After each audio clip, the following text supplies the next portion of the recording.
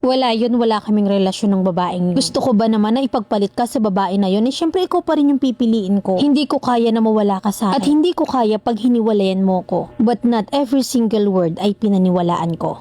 May partner ako at 36 years old na siya. At meron din siyang 2 anak na magkaiba yung ina. But illegitimate kasi hindi rin naman sila kasal. While I am turning 34 this year. Same province lang yung kinalakihan namin. At meron din kaming anak na 5 taon na nasa pangangalaga ng ina ko. And we are not married too. Life gets hard for us, so last 2023 I decided to work abroad. At ngayon malapit na matapos yung 2 years contract ko dito sa Saudi Arabia. Kahit na nung una ay may doubts ako na baka hindi mag-work yung relationship namin. Pero isinantabi ko yung doubts na yon. At first, it was all okay. Consistent naman yung communication namin at until nag 1 year na ako dito. Medyo nararamdaman ko na may nagbago. Pero ginawa ko yung best ko para mag-work pa rin. Na kahit na nagkakaroon kami ng mga minor issues, especially financially. Until pinagtatalunan na namin yung allowance ng anak namin na ang dami na niyang reason kung bakit hindi na siya makapagbigay at gusto nang sa akin iasa. Nung una, pinagbibigyan ko siya hanggang sa nakahalata na ako na dumadalas na. Nakesyo ang dahilan ay krisis sa Pinas or konti na lang yung napapasadahan niya. Since he's a PUB driver sa amin. At dahil mahal ko siya ay nag-adjust pa rin ako. Na ako na lang yung laging umiintindi. And last December ay nagtanong siya sa akin ng extra money. Na kasi nga daw ay magpapasko at walang wala siya kaya binigyan ko siya ng 4K. And this first week of February, he pranked me. Sabi niya may nabuntis daw siyang babae na yung babae daw yung unang kumalantari sa kanya. Na 2 beses daw may nangyari. Sobrang iniiyak ko yun at nung nakita niya na umiiyak na ako ay sa kanya sinabi na prank lang daw. At nakainom siya that time. At 3 araw ko siyang dinedma nun. He's calling me everyday hanggang sa nag-decide na rin ako na sagutin yung calls niya. Napagsagot ko, sabi niya, akala ko hihiwalayan mo na ako. Pero sabi ko, nagtampo lang ako dun sa ginawa niya kasi ang totoo, mahal ko talaga siya. Pero never yung nawala sa isip ko. Dun na bumalik yung mga doubts na nagkaroon na rin ako ng instinct na siguro may babae talaga siya. But our relationship keeps going hanggang sa lagi ko na siyang pinagdududahan. Hanggang sa may napansin akong isang girl na laging nakastalk sa aking TikTok profile na almost everyday. So I got curious, in-stalk ko rin siya. At dun ko napansin na pareho silang nakafollow sa isa't isa ng partner ko. At may isang account na ka-mutual friend ko rin. So nag-message ako sa friend ko na yon na nagtanong-tanong ako kung kilala niya si girl na stalker ko. Sabi niya kilala daw niya na ex daw yun nung barkada ng kuya niya. Nakakahiwalay lang daw last January kasi daw may cheating issue. Nahuli daw niya si girl na may ginajowa na pamilyado na nasa abroad ang asawa. So minessage ko agad si girl. Hey, do I know you? And why you keep on viewing my profile for almost every day? I guess we had a mutual friend that connect us. Then after niyang marid yun ay binalak niya ako sa lahat ng social media. So doon nagtaka na ako na bakit niya ako binalak agad. Then that's the time na I pray and prayed na Lord bigyan mo naman ako ng concrete answer. Na sa almost every night na pinagpe-pray ko talaga. Hanggang sa naka-receive ako ng message galing sa close friend ko. Sabi niya, sis confirm na yung girl is chika babes ng bebekes mo. Na yung proof of screenshots ay galing pa sa ex ni girl. Na ang siste sinubukan daw i-open ng ex ni girl yung account. May partner nickname Mahal. Walang nakitang message since it was encrypted. At pinorward ko agad yon sa partner ko. Sabi ko kailan niya pa ako niloloko. Na ang sabi lang niya ay ano yan. Sunod kong kinumpronta ay si babae. Nakita ko na naka-unblock na ako sa kanya so straight away na inaway ko si girl. College student, 20 years old, just me. Ang dami kong sinabit, pinagmumura ko sila pareho ng partner ko. Then sabi ko isusumbong ko siya sa magulang niya sa mga pinagagawa niya. Hanggang sa nabasa ko yung message niya. Hay ate, mag-explain po ako. Ganito kasi yun, nung una akala ko po kasi single siya. Pero nung nalaman ko na may asawa pala siya, tinantanan ko na kasi ayoko makasira ng pamilya. Ate, ayoko po ng gulo at kung may problema kayo, ayusin nyo na lang po ate. Super deny si girl pero hindi ako naniwala. Na yung partner ko, todo deny din. Sabi niya, wala yon, wala kaming relasyon ng babae na yun. Gusto ko ba naman na ipagpalit ka sa babae na yun? Syempre ikaw pa rin yung pipiliin ko. May nagawa akong pagkakasala pero hindi sana yun yung rason para hiwalayan mo ako.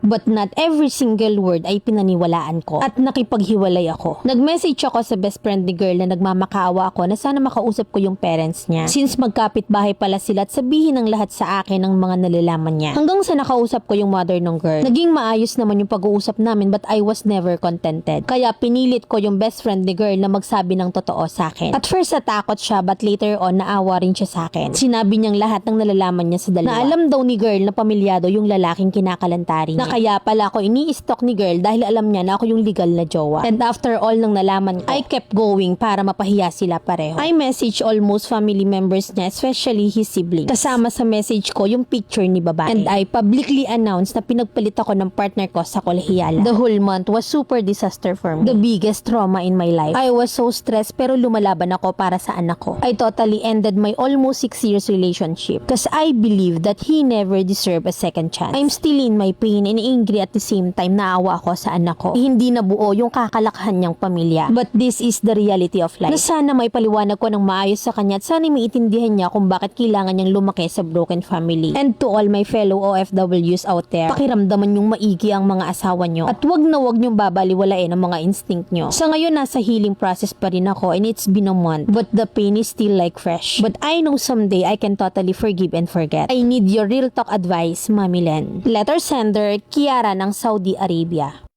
Minsan kasi bulag-bulagan tayo sa red flag. Imagine, 2 anak sa magkaibang ina is very alarming na. You know na may something agad eh. Hindi kayang tagalan ng babaeng inanakan. Then this happened also sa'yo, patatlo ka, same scenario. Puro side chick, walang pinapakasalan, hindi lisensyado kaya walwal na walwal, kolorum ang galawan. Dun sa pinaakusa yung sustento, hindi masuportahan ng anak, halatado mong irresponsable. Nung nalaseng nag-confess. You know saying na kapag laseng, dyan mo nalalaman na totoo yung sinasabi. Babae ang unang kumalantare pero nakadalwa. Then later on sasabihin prank. And then biglang hindi ka kayang mawala ko no. The mere fact na tumikim ka ng iba, dapat lang hiwalayan ka. God's gifted us girls yung instinct na tinatawag. Hindi ka mapapakalinyan hanggat hindi mo nalalaman. Nakakatinik pa ng kolehiyala, baka makapito pa yan bago magtino. Don't worry sa anak mo, Mima, kasi matatalino ang mga bata ngayon. Huwag niyong palakihin sa toxic na pamilya. You're brave enough para mag-let go at hoping ay tuloy-tuloy na yan. Kasi kung pagbibigyan mo pa ang ganyang klase ng cheater, delikado ka. Keep in mind na you are on the path of destroying yourself emotionally. Hindi worth to keep yung ganyang klase ng lalaki. Sa simula pa lang na magkakaibang ina ng anak, dun pa lang ekis na pero sumigi ka pa. Lalaking etits lang ang sandata tapos irresponsable pa. Big time cheater ang nadali mo, Mima.